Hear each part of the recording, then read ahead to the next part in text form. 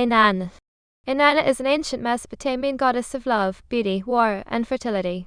She is also associated with sex, divine law, and political power. She was originally worshipped in Sumer under the name Inanna, and later by the Akkadians, Babylonians, and Assyrians under the name Ishtar and occasionally the logogram. She was known as the Queen of Heaven and was the patron goddess of the Eanna temple at the city of Uruk, which was her early main cult center. She was associated with the planet Venus, and her most prominent symbols included the lion and the 8-pointed star. Her husband was the god Dumuzid, later known as Tammuz, and her, or personal attendant, was the goddess Ninshubur, who later became conflated with the male deities Ilabrat and Papsukkal. Inanna was worshipped in Sumer at least as early as the Uruk period, but she had little cult activity before the conquest of Sargon of Akkad. During the post-Sargonic era, she became one of the most widely venerated deities in the Sumerian pantheon, with temples across Mesopotamia. The cult of Inanna/Ishtar, which may have been associated with a variety of sexual rites, was continued by the East Semitic-speaking people Akkadians, Assyrians and Babylonians, who succeeded and absorbed the Sumerians in the region. She was especially beloved by the Assyrians, who elevated her to become the highest deity in their pantheon, ranking above their own national god Ashur. Inanna/Ishtar is alluded to in the Hebrew Bible, and she greatly influenced the Ugaritic Ashdod and later Phoenician Astarte, who in turn possibly influenced the development of the Greek goddess Aphrodite. Her cult continued to flourish until its gradual decline between the 1st and 6th centuries CE in the wake of Christianity. Inanna appears in more myths than any other Sumerian deity. She also had a uniquely high number of epithets and alternate names, comparable only to Nergal. Many of her myths involve her taking over the domains of other deities. She was believed to have been given the, which represented all positive and negative aspects of civilization, by Enki, the god of wisdom. She was also believed to have taken over the Eanna temple from An, the god of the sky. Alongside her twin brother Udu, later known as Shamash, Inanna was the enforcer of divine justice. She destroyed Mount Ebi for having challenged her authority, unleashed her fury upon the gardener she tattooed after he raped her in her sleep, and tracked down the bandit woman Balulu and killed her in divine retribution for having murdered Dumuzid. In the standard Akkadian version of the Epic of Gilgamesh, Ishtar asks Gilgamesh to become her consort. When he disdainfully refuses, she unleashes the Bull of Heaven, resulting in the death of Enkidu and Gilgamesh's subsequent grapple with his own mortality. Inanna's most famous myth is the story of her descent into and return from the ancient Mesopotamian underworld, ruled by her older sister Ereshkigal. After she reaches Ereshkigal's throne room, the 7 judges of the underworld deem her guilty and strike her dead. 3 days later, Ninshubur pleads with all the gods to bring Inanna back. All of them refuse her, except Enki, who sends 2 sexless beings to rescue Inanna. They escort Inanna out of the underworld, but the guardians of the underworld drag her husband Dumuzid down to the underworld as her replacement. Dumuzid is eventually permitted to return to heaven for half the year, while his sister Inanna remains in the underworld for the other half, resulting in the cycle of the seasons. Etymology. Scholars believe that Inanna and Ishtar were originally separate, unrelated deities, but were conflated with one another during the reign of Sargon of Akkad and came to be regarded as effectively the same goddess under 2 different names. Inanna's name may derive from the Sumerian phrase, meaning Lady of Heaven, but the cuneiform sign for Inanna is not a ligature of the signs Lady Sumerian, cuneiform Sal-Tug in Sky Sumerian, cuneiform An. These difficulties led some early Assyriologists to suggest that Inanna may have originally been a Proto-Euphratean goddess, who was only later accepted into the Sumerian pantheon. This idea was supported by Inanna's Euphulis, as well as the fact that, unlike the other Sumerian divinities, she seems to have initially lacked a distinct sphere of responsibilities. The view that there was a Proto-Euphratean substrate language in southern Iraq before Sumerian is not widely accepted by modern Assyriologists.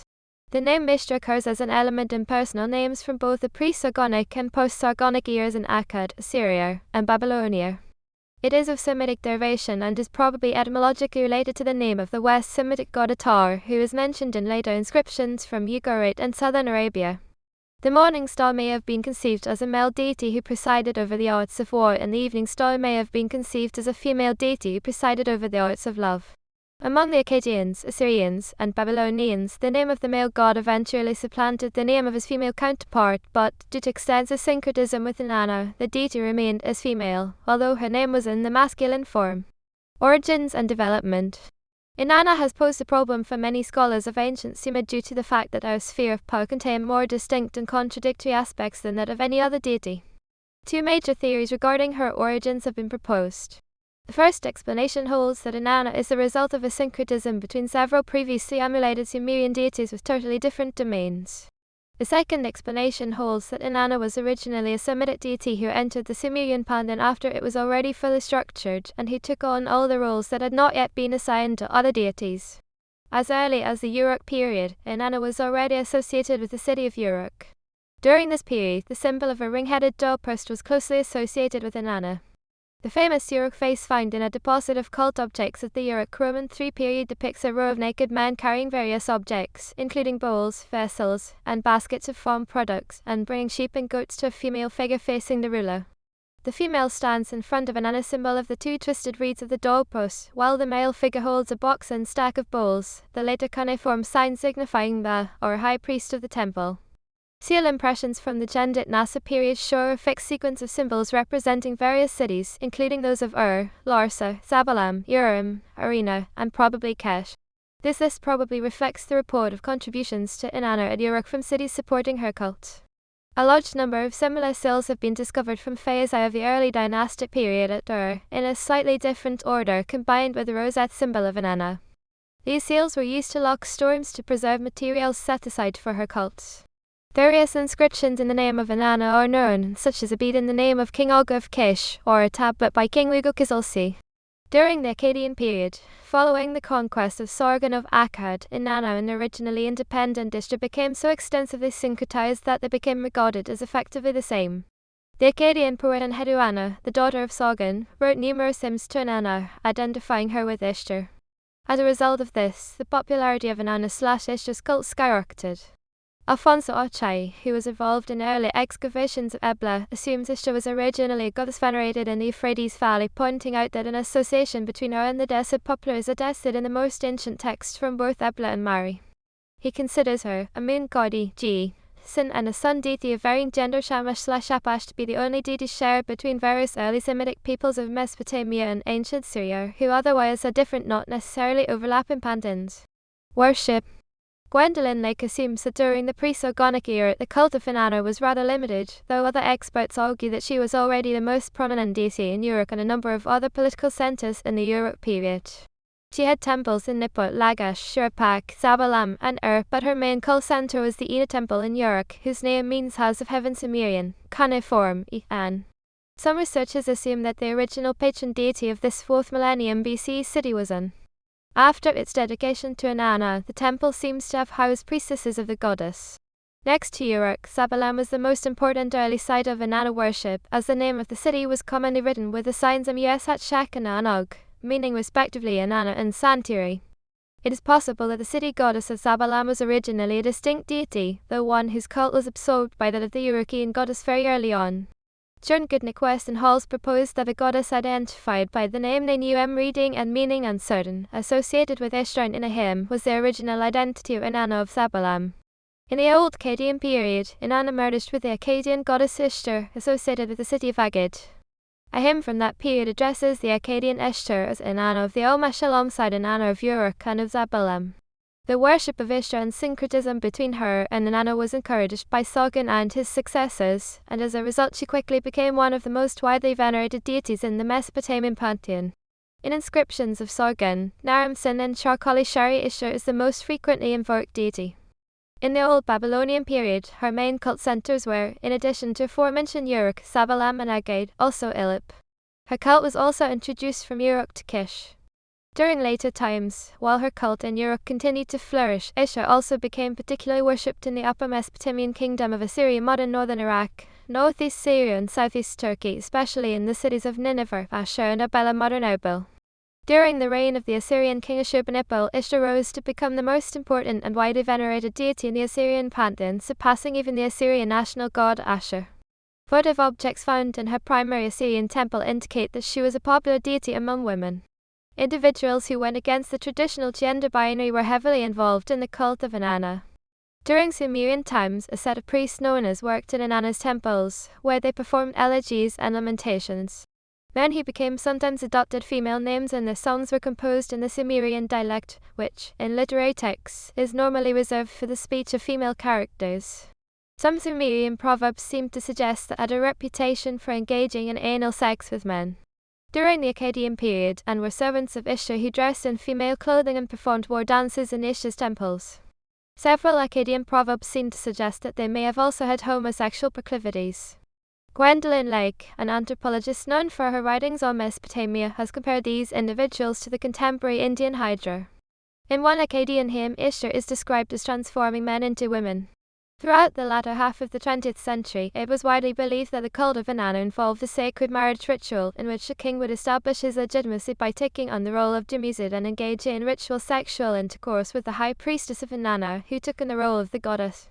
This view, however, has been challenged, and scholars continue to debate whether the sacred marriage described in literary texts involved any kind of physical ritual enactment at all, and, if so, whether this ritual enactment involved actual intercourse or merely the symbolic representation of intercourse.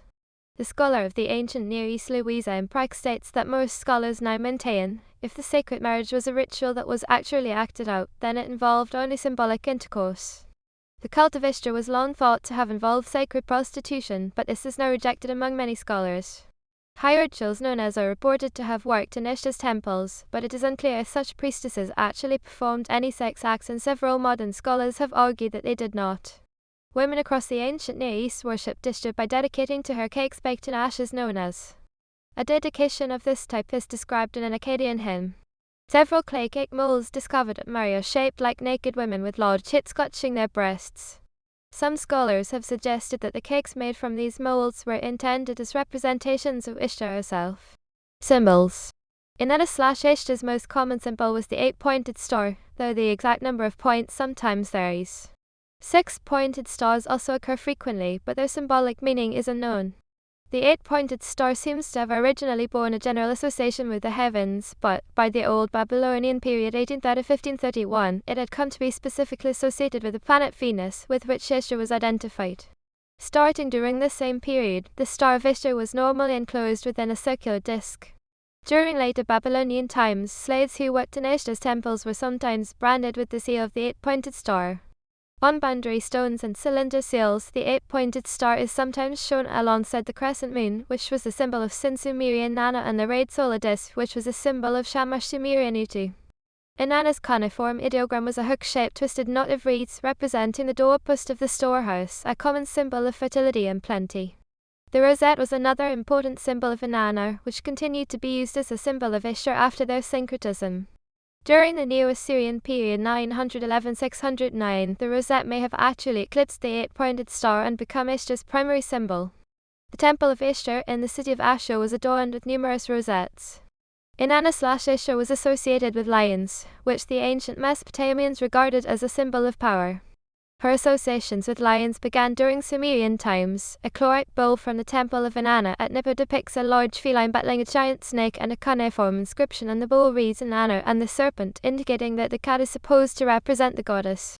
During the Akkadian period, Ishtar was frequently depicted as a heavily armed warrior goddess with the lion as one of her attributes.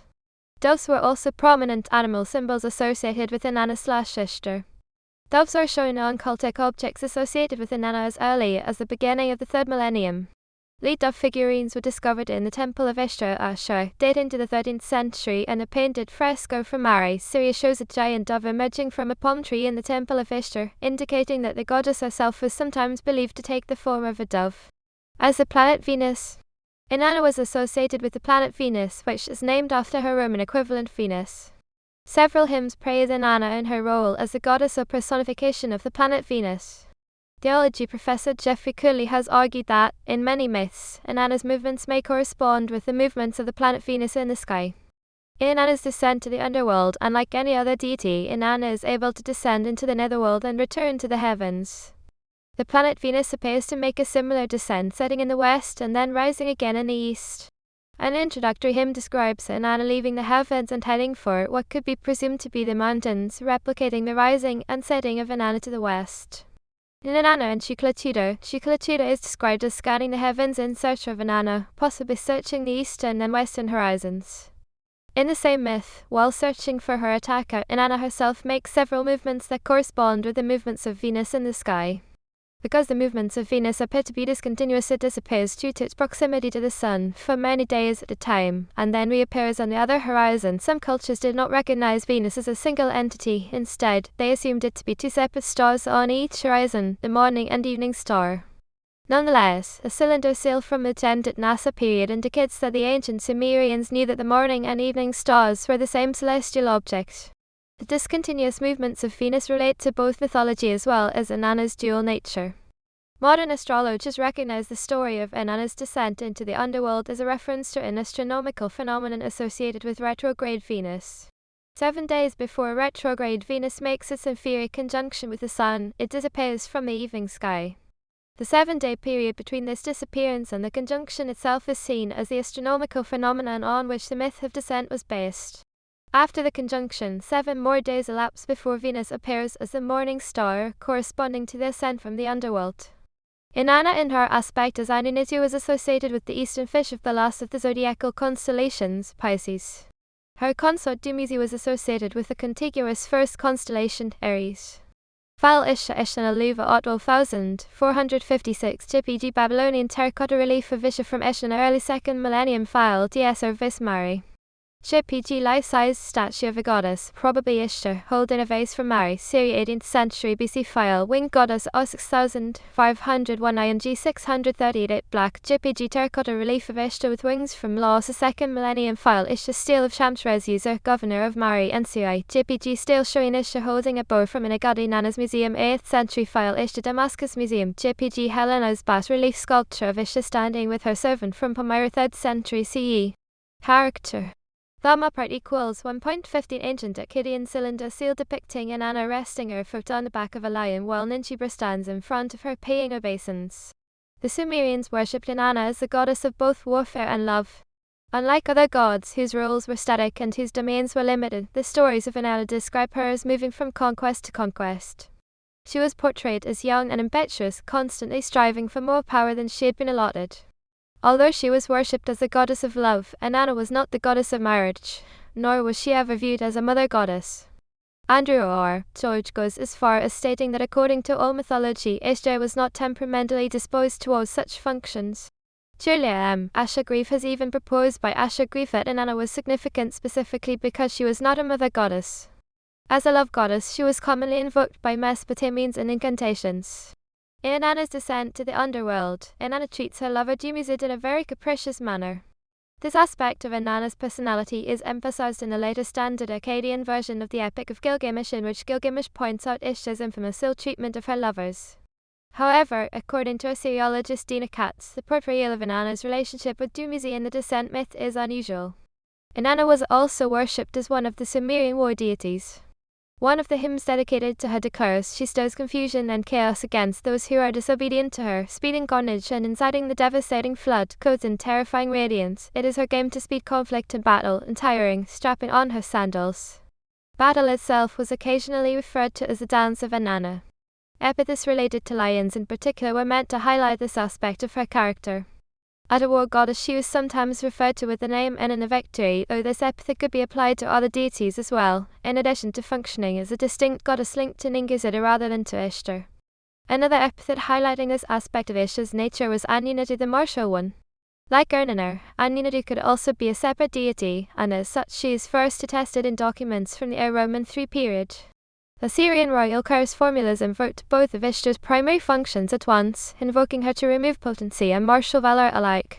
Mesopotamian texts indicate that traits perceived as heroic, such as a king's ability to lead his troops into triumph over enemies and sexual prowess, were regarded as interconnected. While Inanna/Ishtar was a goddess, her gender could be ambiguous at times. Gary Beckman states that ambiguous gender identification was a characteristic not just of Ishtar herself but of a category of deities he refers to as Ishtar-type goddesses such as Shoshkar, Pinaka or Ninshubur. A late hymn contains the phrase "she is Enlil, she is Ninil," which might be a reference to occasionally dimorphic character of Ishtar, in addition to serving as an exaltation. A hymn to Nani alludes to a male aspect of Ishtar from Babylon alongside a variety of more standard descriptions. However, Alonazanani only described Ishtar as a feminine figure who performed a masculine role in certain contexts, for example as a war deity. Family. Inanna's twin brother was viewed known as Shamash in Akkadian, the god of the sun and justice. In Sumerian texts, Inanna and Uruk are shown as extremely close. Some modern authors perceive their relationship as bordering on incestuous. In the myth of her descent into the underworld, Inanna dresses Uruk, the queen of the underworld, as her older sister, but the two goddesses almost never appear together in Sumerian literature and were not placed in the same category in god lists. Due to Hurrian influence, in some Neo-Assyrian sources, for example penalty clauses, Ishtar was also associated with Eanna, with the relationship mirroring that between Shosha and her brother Teshub in Hurrian mythology. The most common tradition regarded Nana and his wife Ningal as her parent. Examples of it are present in sources as diverse as a god list from the early dynastic period, a hymn of Ishtar relaying how Enlil and Ningal bestowed Inanna's powers upon her, a late syncretic hint in Inanna, and an Akkadian ritual from Hattusa. While some authors assert that in Uruk Inanna was usually regarded as the daughter of the sky god, and it is possible that references to him as her father are only referring to his status as an ancestor of Nana and thus his daughter. In literary texts, Enlil or Enki may be addressed as her fathers, but references to major gods being fathers can also be examples of the use of this word as an epithet indicating seniority. Dumuzid, later known as Tammuz, the god of shepherds, is usually described as Inanna's husband, but according to some interpretations Inanna's loyalty to him is questionable. In the myth of her descent into the underworld, she abandons Dumuzid and permits the Gau demons to drag him down into the underworld as her replacement. In a different myth, the return of Dumuzid, Inanna instead mourns over Dumuzid's death and ultimately decrees that he will be allowed to return to heaven to be with her for 1/2 of the year. Dina Katz notes that the portrayal of their relationship in Inanna's descent is unusual. It does not resemble the portrayal of their relationship in other myths about Dumuzid's death, which almost never pin the blame for it on Inanna, but rather on demons or even human bandits. A large corpus of love poetry describing encounters between Inanna and Dumuzid has been assembled by researchers. However, local manifestations of Inanna/Ishtar were not necessarily associated with Dumuzid. In Kish, the tutelary deity of the city, Sababa war god, was viewed as the consort of a local hypostasis of Ishtar, though after the old Babylonian period Ba, introduced from Lagash, became his spouse, an example of a couple consisting out of a warrior god and a medicine goddess, common in Mesopotamian mythology, and Ishtar of Kish started to instead be worshipped on her own. Inanna is not usually described as having any offspring, but, in the myth of Lugal Banda and in a single building inscription from the 3rd dynasty of Ur 2112-2004, the warrior god Shura is described as her son. She was also sometimes considered the mother of Lulul, who is described in other texts as the son of Ninsun. Wilfred G. Lambert described the relation between Inanna and Lulul as close but unspecified in the context of Inanna's descent. There is also similarly scarce evidence for the love goddess Nanna being regarded as her daughter, a song, a votive formula and an oath, but it is possible all of these instances merely refer to an epithet indicating closeness between the deities and were not a statement about actual parentage. Suckle. Inanna's suckle was the goddess Ninshubur, whose relationship with Inanna is one of mutual devotion. In some texts, Ninshubur was listed right after Dumuzid as a member of Inanna's circle, even before some of her relatives. In one text the phrase Ninshubur, below Pfizer, appears. In another text Ninshubur is listed even before Nanna, originally possibly a hypostasis of Inanna herself, in a list of deities from her entourage. In an Akkadian ritual text known from Hittite archives, Ishtar's suckle is invoked alongside her family members Sin, Ningal and Shamash.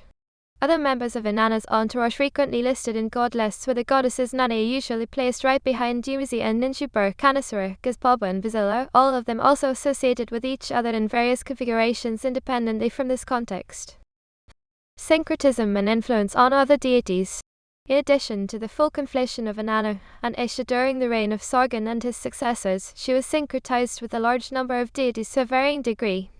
The oldest known syncretic hymn is dedicated to Inanna and has been dated to the early dynastic period.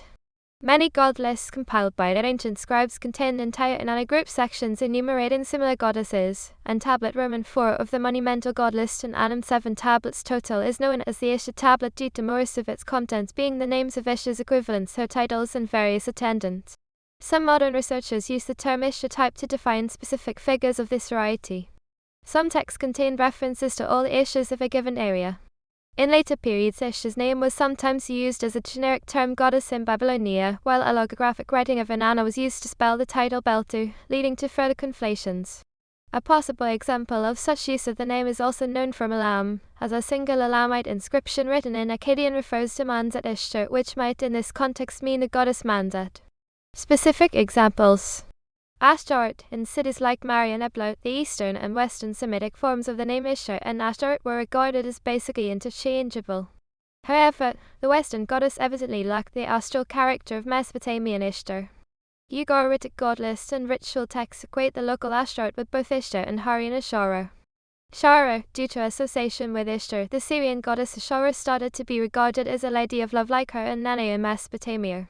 However, in her Hittite context, Ishtar was associated with the underworld goddess Eanna instead and additionally functioned as a goddess of oaths. Nanayr, a goddess uniquely closely linked to Inanna, as according to Assyriologist Franz Wigemann her name was originally an epithet of Inanna, possibly serving as an appellative, my Inanna. Nanayr was associated with erotic love, but she eventually developed a warlike aspect of her own to Nanay Urushalba. In Larsa, Inanna's functions were effectively split between three separate figures and she was worshipped as part of a trinity consisting out of herself, Nanaya as a love goddess and Ninshubur as an astral goddess. Inanna/Ishtar and Nanaya were often accidentally or intentionally conflated in poetry. Ningal, while she was initially an independent figure starting with Old Babylonian period in some texts, Ningal is used as a title of Inanna, and in god lists she was a part of the Inanna group usually alongside Ninshubur. An example of the usage of Ningal as an epithet can be found in the text designated as hymn to Inanna as Nangala Inanna D in the Exile. Ninshubur, a special case of syncretism was that between the medicine goddess Ninshubur and Inanna, which occurred for political reasons. Isin at one point lost control over Uruk and identification of his tutelary goddess with Inanna, complete with assigning a similar warlike character to her, who served as a source of royal power, was likely meant to serve as a theological solution of this problem. As a result, in a number of sources Ninshubur was regarded as analogous to similarly named Ninsina, treated as a manifestation of Inanna. It is also possible that a ceremony of sacred marriage between Ninshubur and the king of Isin had been performed as a result. Ninsina, a Venus deity of varying gender. Ninsina was referred to as male by Rimsin of Larsa, who specifically used the phrase my king and in texts from Sippur, and Gersu, but as Ishtar of the stars in god lists and astronomical texts, which also applied Ishtar's epithets related to her role as a personification of Venus to this deity. In some locations Ninsina was also known as a female deity, in which case her name can be understood as Red Queen of Heaven. Hinikir, originally an Elamite goddess recognized in Mesopotamia, and as a result among Hurrians and Hittites as an equivalent of Ishtar due to similar functions. She was identified specifically as her astral aspect Ninsina in god lists. In a Hittite ritual she was identified by the logogram D. Ishtar and Shamash. Tsun and Ningo were referred to as her family, Inki and Ishtar were invoked in it as well.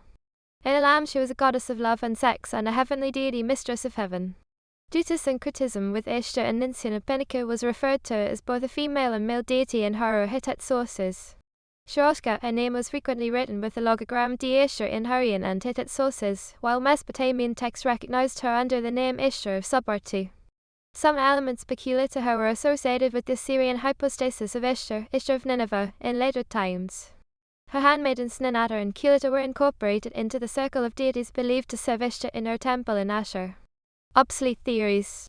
Some researchers in the past attempted to connect Ishtar to the minor goddess Ashrathi, the Babylonian reflection of West Semitic Athar Ashur, associated with Amaru, but as demonstrated by Stewart Wiggins, this theory was baseless, as the sole piece of evidence that they were ever conflated or even just confused with each other was the fact Ishtar and Ashrathi shared an epithet. However, the same epithet was also applied to Marduk, Ninurta, Nergal, and Sun, and no further evidence can be found in sources such as god lists. There is also no evidence that Ashtaroth, the Ugaritic cognate of Ishtar, was ever confused or conflated with Atharat by the Amorites. Origin myths. The poem of Enki and the World Order Exile 1.13 begins by describing the god Enki and his establishment of the cosmic organization of the universe. Towards the end of the poem, Inanna comes to Enki and complains that he has assigned a domain and special powers to all of the other gods except for her. She declares that she has been treated unfairly. Enki responds by telling her that she already has a domain and that he does not need to assign her one. The myth of Inanna and the Hilapu tree found in the preamble to the Epic of Gilgamesh in Kedid and the Netherworld Exile 1.4 centers around a young Inanna, not yet stable in her power. It begins with the Hilapu tree, which Kramer identifies as possibly a willow, growing on the banks of the river Euphrates. Inanna moves the tree to her garden in Uruk with the intention to carve it into a throne once it is fully grown. A tree grows and matures, but the serpent who knows no charm, the Anzi bird, and Lilith Kai Sickle Lil Achaean Sumerian, seen by some as the Sumerian foreigner to the Lilith of Jewish folklore, all take up residence within the tree, causing Inanna to cry with sorrow. The hero Gilgamesh, who, in this story, is portrayed as her brother, comes along and slays the serpent, causing the Anzi bird and Lilith to flee. Gilgamesh's companions chop down the tree and carve its wood into a bed and a throne, which they give to Inanna, who fashions a piku and a miku, probably a drum and drumsticks respectively, although the exact identifications are uncertain, which she gives to Gilgamesh as a reward for his heroism. The Sumerian hymn Inanna and Utu contains an etymological myth describing how Inanna became the goddess of sex. At the beginning of the hymn, Inanna knows nothing of sex, so she begs her brother Utu to take her to the Sumerian underworld, so that she may taste the fruit of a tree that grows there, which will reveal to her all the secrets of sex. Utu complies and, in Kura, Inanna tastes the fruit and becomes knowledgeable. The hymn employs the same motif found in the myth of Enki and Ninna and in the later biblical story of Adam and Eve. The poem Inanna prefers the former Excel 4.0 or 8.3 begins with a rather playful conversation between Inanna and Utu, who incrementally reveals to her that it is time for her to marry. She is courted by a farmer named Nkimtu and a shepherd named Dumuzid. At first, Inanna prefers the farmer, but Utu and Dumuzid gradually persuade her that Dumuzid is the better choice for husband, arguing that, for every gift the farmer can give to her, the shepherd can give her something even better. In the end, Inanna marries Dumuzid. The shepherd and the farmer reconcile their differences, offering each other gifts. Samuel Noah Kramer composed the myth to the later biblical story of Cain and Abel because both myths center around a farmer and a shepherd competing for divine favor and, in both stories, the deity in question ultimately chooses the shepherd. Conquest and patronage. Thumb upright equals 1.15 Akkadian cylinder sail from or thereabouts depicting the deities Inanna, Utu, Enki, and Isamud. Inanna and Enki XLT 1.31 is a lengthy poem written in Sumerian, which may date to the 3rd dynasty of Ur c. 2112 c. 2004. It tells the story of how Inanna stole the sacred mess from Enki, the god of water and human culture. In ancient Sumerian mythology, the mess were sacred powers or properties belonging to the gods that allowed human civilization to exist. Each me embodied one specific aspect of human culture. These aspects were very diverse, and the mess listed in the poem include abstract concepts such as truth, victory, and counsel, technologies such as writing and weaving, and also social constructs such as law, priestly offices, kingship, and prostitution. The mess were believed to grant power over all the aspects of civilization, both positive and negative. In the myth, Inanna travels from her own city of Uruk to Enki's city of Eridu, where she visits his temple, the Iabzu. Inanna is greeted by Enki's suckle, Isamud, who offers her food and drink. Inanna starts up a drinking competition with Enki. Then, once Enki is thoroughly intoxicated, Inanna persuades him to give her the mess. Inanna flees from Eridu and abode of heaven, taking the mess back with her to Uruk. Enki wakes up to discover that the mess are gone and asks Isamud what has happened to them. Isamud replies that Enki has given all of them to Inanna. Enki becomes infuriated and sends multiple sets of fist monsters after Inanna to take back the mess before she reaches the city of Uruk. Inanna's suckle Ninshubur fends off all of the monsters that Enki sends after them. Through Ninshubur's aid, Inanna successfully manages to take the mess back with her to the city of Uruk. After Inanna escapes, Enki reconciles with her and bids her a positive farewell. It is possible that this legend may represent a historic transfer of power from the city of Eridu to the city of Uruk. It is also possible that this legend may be a symbolic representation of Inanna's maturity and her readiness to become the Queen of Heaven. The poem Inanna Takes Command of Heaven is an extremely fragmentary but important account of Inanna's conquest of the Eanna temple in Uruk. It begins with a conversation between Inanna and her brother Utu in which Inanna laments that the Eanna temple is not within their domain and resolves to claim it as her own. The text becomes increasingly fragmentary at this point in the narrative, but appears to describe a difficult passage through a marshland to reach the temple while a fisherman instructs her on which route is best to take. Ultimately, Inanna reaches her father An, who is shocked by her arrogance, but nevertheless concedes that she has succeeded and that the temple is now her domain. The text ends with a hymn expounding Inanna's greatness. This myth may represent an eclipse in the authority of the priest of An in Uruk and a transfer of power to the priest of Inanna. Inanna briefly appears at the beginning and end of the epic poem Emikara and the Lord of Art XL 1.8 2.3. The epic deals with a rivalry between the cities of Uruk and Aratta. Amakar, the king of Uruk, wishes to adorn his city with jewels and precious metals, but cannot do so because such minerals are only found in Ara and, since trade does not yet exist, the resources are not available to him. Inanna, who is the patron goddess of both cities, appears to Amakar at the beginning of the poem and tells him that she favors Uruk over Arata.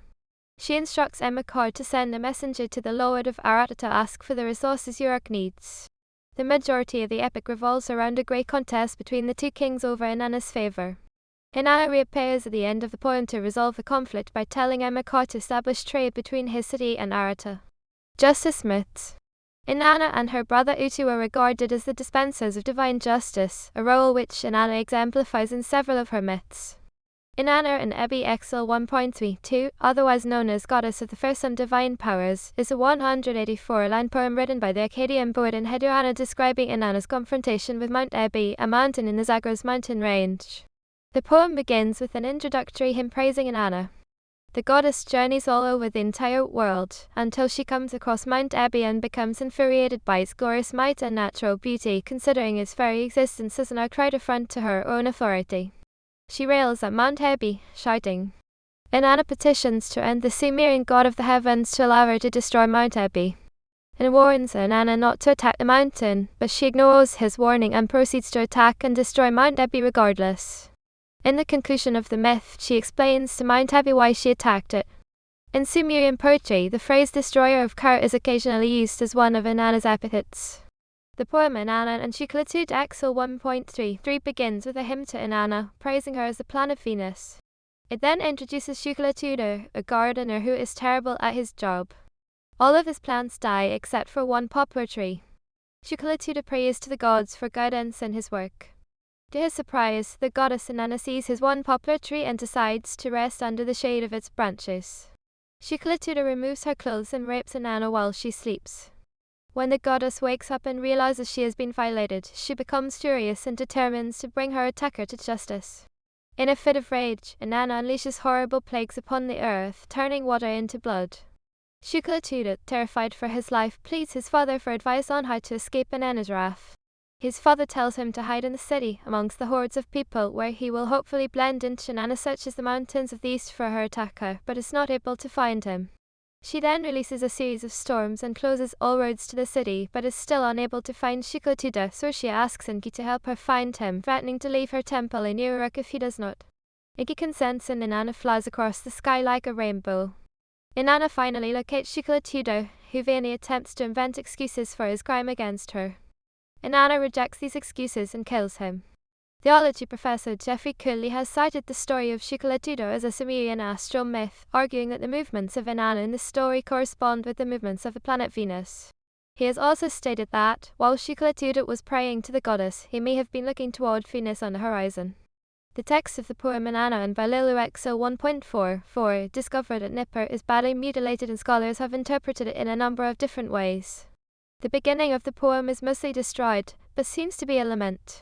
The intelligible part of the poem describes Inanna pining after her husband Dumuzid, who is in the steppe watching his flocks. Inanna sets out to find him.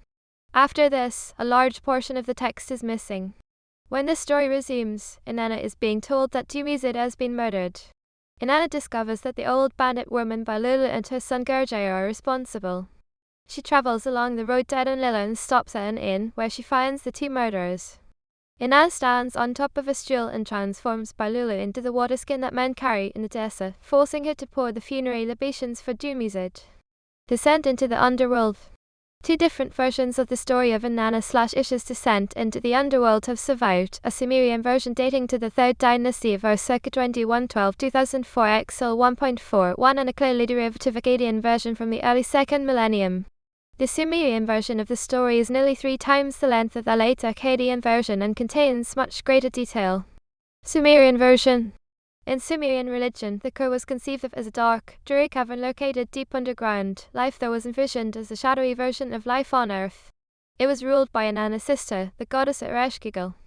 Before leaving, Inanna instructs her minister and servant Ninshubur to plead with the deities Enlil, Nana, and Enki to rescue her if she does not return after 3 days. The laws of the underworld dictate that, with the exception of appointed messengers, those who enter it may never leave. Inanna dresses elaborately for the visit. She wears a turban, wig, lapis lazuli necklace, beads upon her breast, the pala dress, the leadership garment, mascara, a pectoral, and golden ring, and holds a lapis lazuli measuring rod. Each garment is a representation of a powerful me she possesses. Inanna pounds on the gates of the underworld, demanding to be let in. The gatekeeper Nedi asks her why she has come, and Inanna replies that she wishes to attend the funeral rites of Eanna, the husband of my elder sister Ereshkigal. Neti reports this to Ereshkigal, who tells him, "Bolt the 7 gates of the underworld, then, one by one, open each gate a crack, let Inanna enter. That she enters, remove her royal garments." Perhaps Inanna's garments, unsuitable for a funeral, along with Inanna's haughty behavior, make Ereshkigal suspicious. Following Ereshkigal's instructions, Nedi tells Inanna she may enter the first gate of the underworld, but she must hand over her lapis lazuli measuring rod. She asks why, and is told, it is just the ways of the underworld. She obliges and passes through. Inanna passes through a total of 7 gates, at each one removing a piece of clothing or jewelry she had been wearing at the start of her journey, thus stripping her of her power. When she arrives in front of her sister, she is naked. 3 days and 3 nights pass, and Ninshubur, following instructions, goes to the temples of Enlil, Nana, An, and Enki, and pleads with each of them to rescue Inanna. The first 3 deities refuse, saying Inanna's fate is her own fault, but Enki is deeply troubled and agrees to help. He creates 2 sexless figures named Galatura and the Kurjara from the dirt under the fingernails of 2 of his fingers. He instructs them to appease Ereshkigal and, when she asks them what they want, ask for the corpse of Inanna, which they must sprinkle with the food and water of life. When they come before Ereshkigal, she is in agony like a woman giving birth. She offers them whatever they want, including life-giving rivers of water and fields of grain, if they can relieve her, but they refuse all of her offers and ask only for Inanna's corpse. The Galatura and the Kurjara sprinkle Inanna's corpse with the food and water of life and revive her.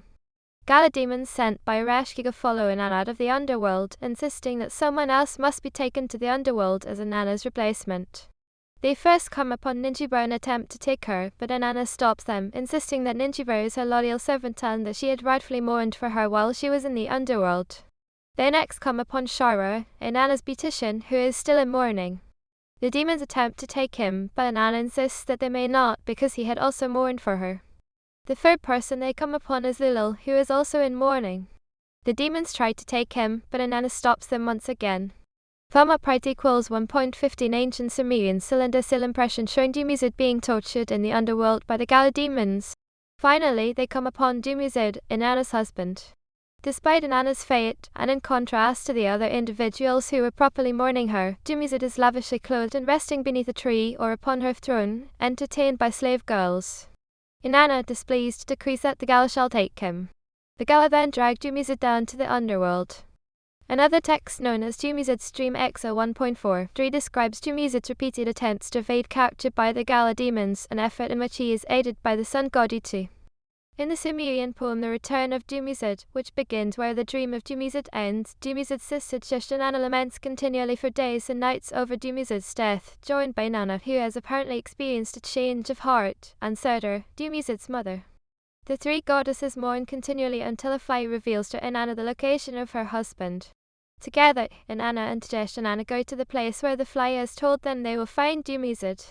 They find him there, and Inanna decrees that, from that point onwards, Dumuzid will spend half of the year with her sister Ereshkigal in the underworld and the other half of the year in heaven with her, while his sister Inanna takes his place in the underworld. Akkadian version. This version had 2 manuscripts found in the library of Ashurbanipal and a third was found in Assur, all dating from the first half of the 1st millennium before the Common Era. Of the 9-part version, the first cuneiform version was published in 1873 by François Lenormant, and a transliterated version was published by Peter Jensen in 1901. Its title in Akkadian is Anakarnugari, Kakari Latori. The Akkadian version begins with Ishtar approaching the gates of the underworld and demanding the gatekeeper to let her in. The gatekeeper, whose name is not given in the Akkadian version, hurries to tell Ereshkigal of Ishtar's arrival.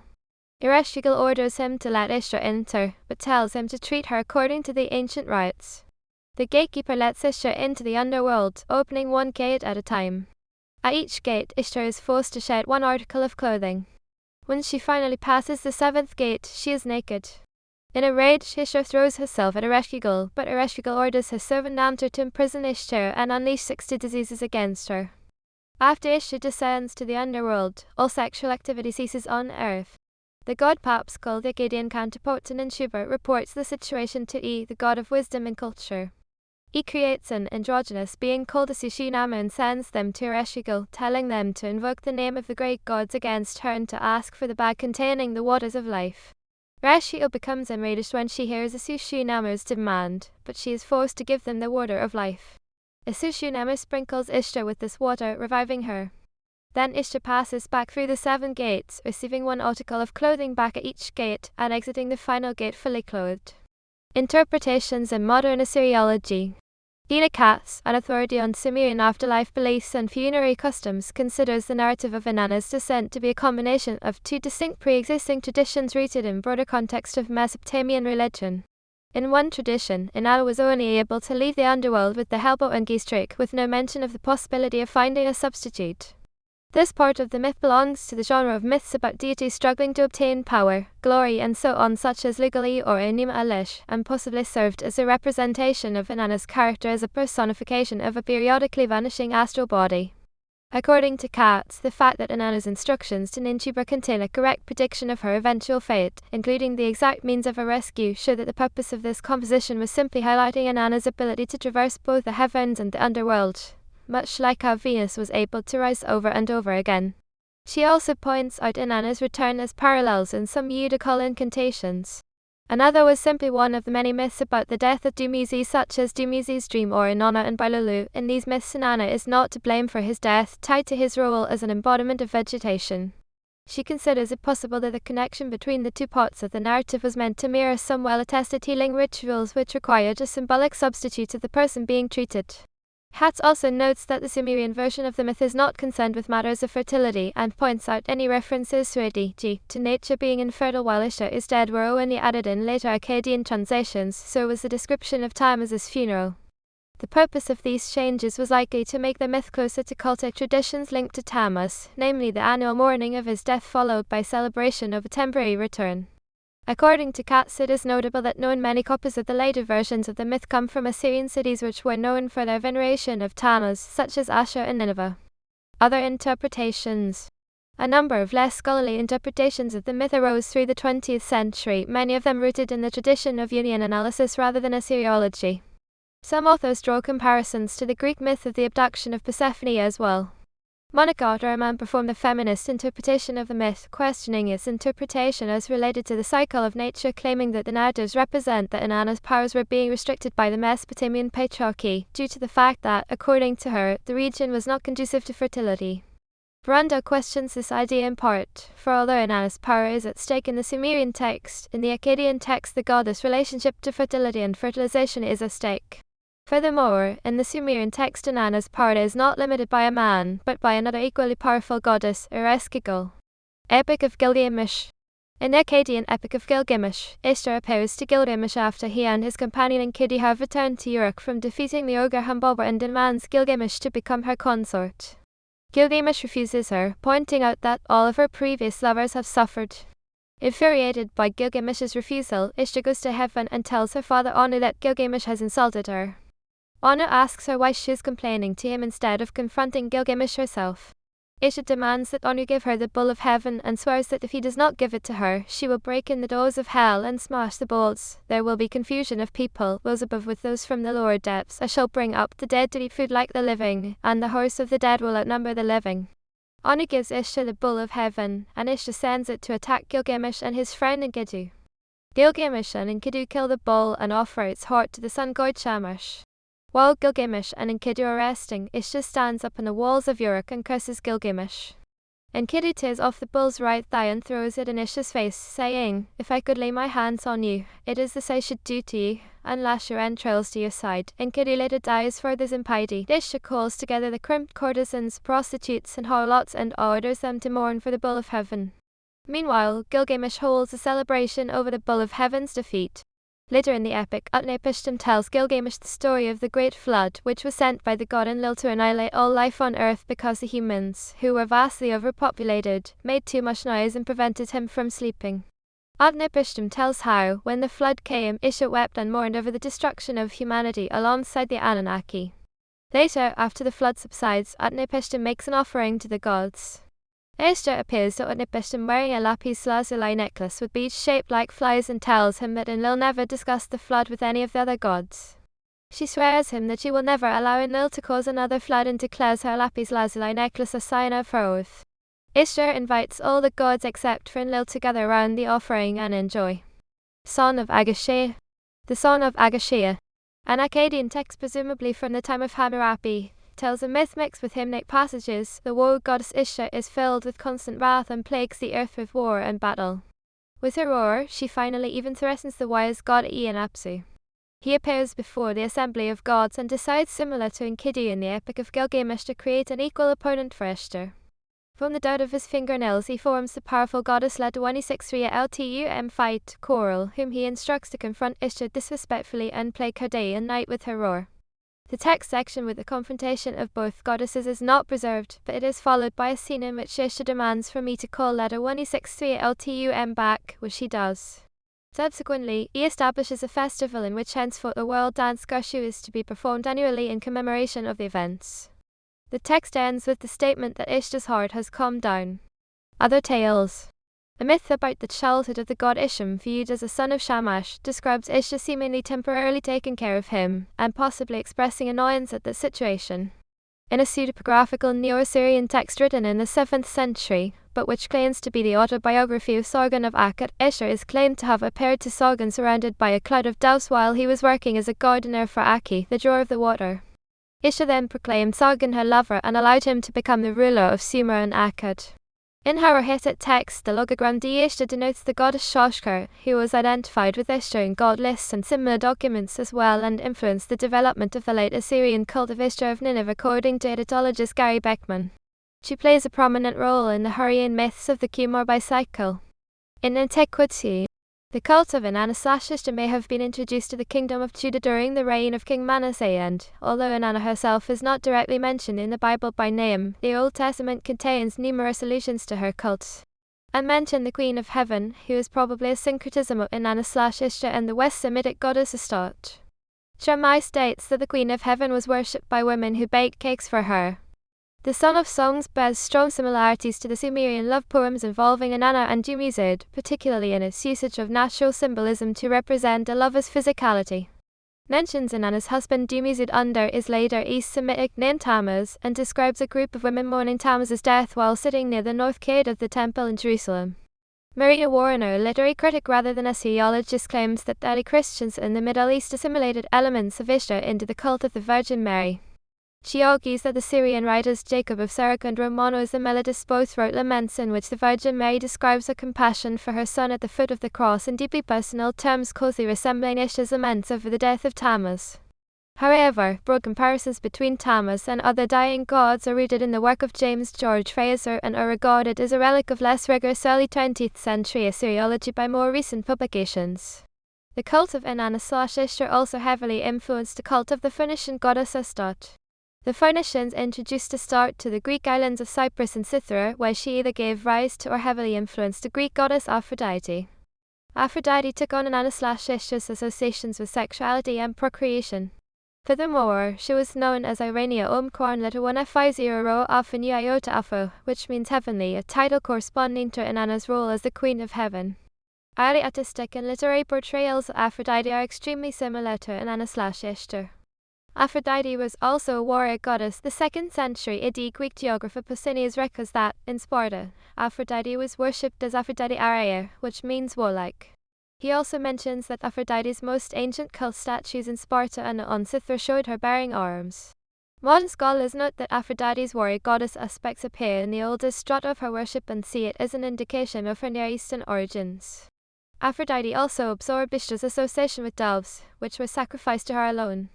The Greek word for dove was perstera, which may be derived from the Semitic phrase per letter 185 Ishtar, meaning bird of Ishtar. The myth of Aphrodite and Adonis is derived from the story of Inanna and Dumuzid. Classical scholar Charles Pingles has written that Athena, the Greek goddess of wisdom and war, resembles Inanna's role as a terrifying warrior goddess. Others have noted that the birth of Athena from the head of her father Zeus could be derived from Inanna's descent into and return from the underworld. However, as noted by Guy Beckman, a rather direct parallel to Athena's birth is found in the Hurrian Cumorbai cycle, where Teshub is born from the surgically split skull of Cumorbai rather than in any Inanna myths. In Mandean cosmology, one of the names for Venus is later to be Stira, which is derived from the name Ishtar. Anthropologist Kevin Turret argues that the Georgian goddess Dolly was also influenced by Inanna, noting that both Dolly and Inanna were associated with the morning star. Both were characteristically depicted nude, but note that Assyriologists assume the naked goddess motif in Mesopotamian art in most cases cannot be Ishtar, and the goddess most consistently depicted as naked was Shola, a weather goddess unrelated to Ishtar. Both were associated with gold jewelry, both sexually preyed on mortal men, both were associated with human and animal fertility. Note however that Assyriologist Stina Katz pointed out the references to fertility are more likely to be connected to Dumuzid and Inanna/Ishtar in at least some cases, and both had ambiguous natures as sexually attractive but dangerous women. Traditional Mesopotamian religion began to gradually decline between the 3rd and 5th centuries AD as ethnic Assyrians converted to Christianity.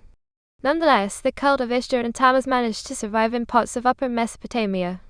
In the 10th century AD, an Arab traveller wrote that all the Sabaeans of our time, those of Babylonia as well as those of Haran, lament and weep to this day over Tammuz, a festival which they, more particularly the women, hold in the month of the same name.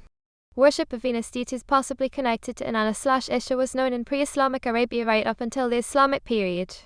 Isaac of Antioch d. 406 AD says that the Arabs worshipped the star called Kaptar, also known as Al-Uzza, which many identify with Venus. Isaac also mentions an Arabian deity named Baldes, which according to Janritzer most likely was another designation for Ishtar. In pre-Islamic Arabian inscriptions themselves, it appears that the deity known as Alat was also a Venusian deity.